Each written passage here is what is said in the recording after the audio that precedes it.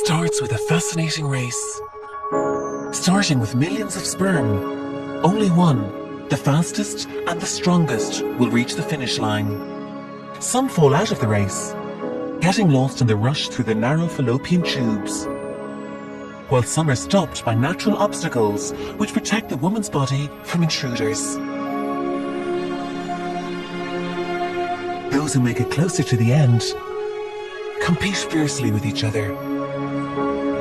Together, they attack the egg cell.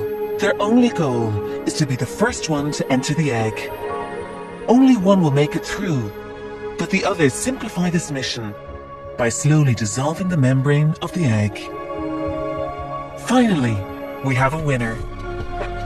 The winning sperm enters the egg and conception occurs. Half the man's and half the woman's chromosomes combine. This creates a unique DNA code which is needed to create new life.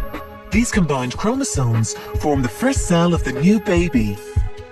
This is now called the zygote. The zygote starts to divide into a cluster of cells and begins to travel to the friendly and safe habitat of the uterus.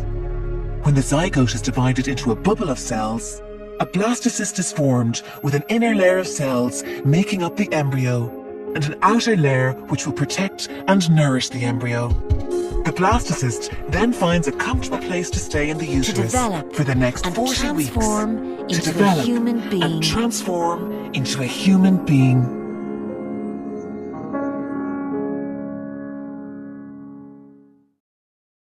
To develop